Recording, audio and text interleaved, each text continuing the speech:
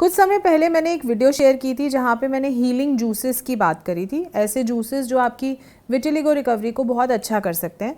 उस वीडियो पे हमें बहुत ही अच्छा रिस्पांस मिला था, आप लोगों ने उसको फॉलो भी किया, आपकी रिकवरीज और बेटर होने लग गई और आपने मुझसे कंसल्टेशन के टाइम पूछा भी कि आपको कौन सा जूस एक्चुअली लेना चाहिए आपकी सिचुएशन के हिसाब से।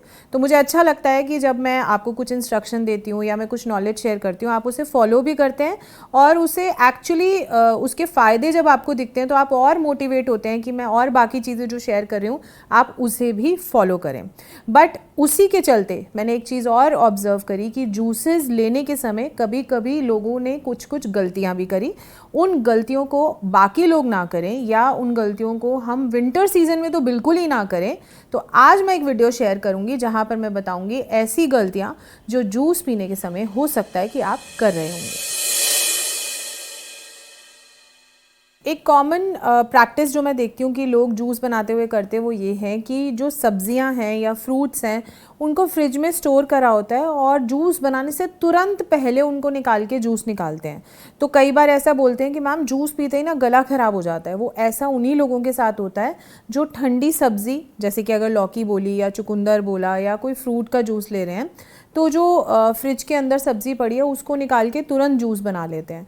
तो सबसे पहला ध्यान आपको ये रखना है कि आपको ठंडी सब्जियों का जूस नहीं निकालना है, आपको उन्हें रूम टेम्परेचर पे रखना है। और सर्दियों में ये काम आसानी से हो सकता है बिकॉज सर्दियों में तो सब्ज़ी इतनी जल्दी ख़राब नहीं होती है। तो एक प्रैक्टिस बना लीजिए, हफ्ते की सब्ज़ी एक साथ ना लेकर डेली थोड़ी थोड़ी लौकी या चुकंदर या गाजर लीजिए और उसका जूस बनाकर फिर आप पीजिए। कुछ लोगों को जूस पीना अच्छा ही नहीं लगता है तो वो उसे जितना स्वाद बनाने की कोशिश कर सकते हैं वो करते हैं, चाहे भले उसमें सॉल्ट डाल के या चीनी डाल के या कुछ तो उसमें बर्फ़ डाल के भी पीना बहुत पसंद करते हैं। तो ऐसा है कि अगर आप जूस को बर्फ़ डाल के कंज्यूम करते हैं तो वो सर्दियों में, स्पेशली सर्दियों में आपके लिए कफ़ कोल्ड इन सब का रीज़न बन सकता है। ऐसे जूस की वजह से आपको कफ़ एंड कोल्ड नहीं होगा, बट अगर आप बर्फ़ डाल के डेली उसका कंजम्पशन सर्दियों में रखते हैं तो वो आपके लिए ख़राब हो सकता है।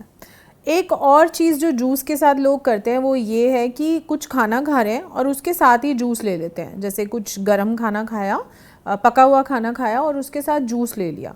तो ये गलत इसलिए है कि आप जो खाना खा रहे हैं, जो पका हुआ खाना खा रहे हैं वो कुक्ड होने की वजह से अपने समय के हिसाब से डाइजेस्ट होगा और जो रॉ जूस आप पी रहे हैं उसमें तो कोई कुकिंग इन्वॉल्व नहीं है, आप उसे रॉ निकाल रहे हैं, कच्चा ही है बेसिकली वो। तो वो आप कच्चा और पका हुआ खाना जब मिक्स करते हैं तो वो आपकी डाइजेशन के लिए बहुत कन्फ्यूजन हो जाता है कि किसको कब पचाना है। तो वो जो एक उसके बाद जो आहार रस बनता है वो अच्छा नहीं होता, वो आपकी डाइजेशन को ख़राब करता है।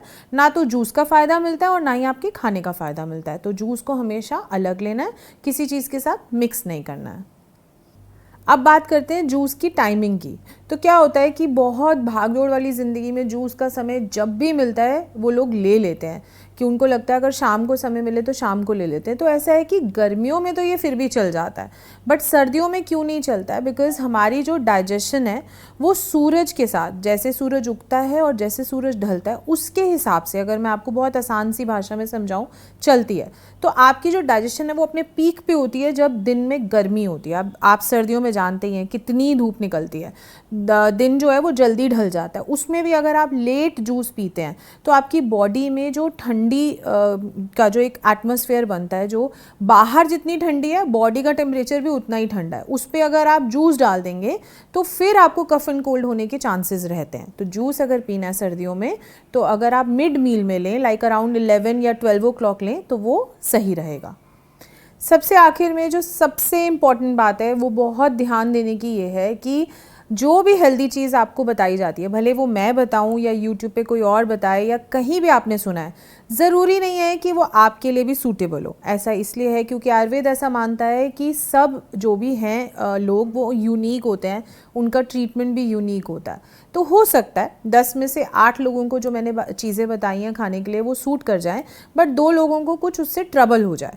तो अगर लौकी का जूस आपकी डाइजेशन के अकॉर्डिंग आपको सूट नहीं हो रहा है, मान लीजिए आपको जूस पीने से लूज मोशन हो जा रहे हैं या आपको थोड़ा अफारा बनता है पेट में या आपको फीलिंग ऑफ गुडनेस नहीं है, आपको लगता है कि मुझे जूस पीने के बाद थोड़ा घबराहट सी रहती है, तो वो जूस आपको नहीं पीना है। आप अपनी कंसल्टेशन में मुझसे इसके बारे में डिस्कस कर सकते हैं, उसकी मैं ऑप्शन आपको कोई और दे सकती हूँ बना बनाने का तरीका चेंज कर सकते हैं, बट ज़रूरी नहीं है कि अगर आपको कोई डिस्कम्फर्ट हो रहा है आप फिर भी जूस को पिए जाएं। जूस पीने से सफ़ेद दाग की रिकवरी तेज़ी से होती है, ये सब तो आपने देख ही लिया है। पिछली वीडियो में आपने जो जूसेस मैंने बताए थे उसको आजमा के आप देख चुके हैं। बट ये गलतियां अगर आप सुधार लेंगे तो आई एम श्योर कि आपकी रिकवरी बेहतर से बेहतरीन हो जाएगी, सफ़ेद दाग जल्द से जल्द ठीक होने लगेंगे।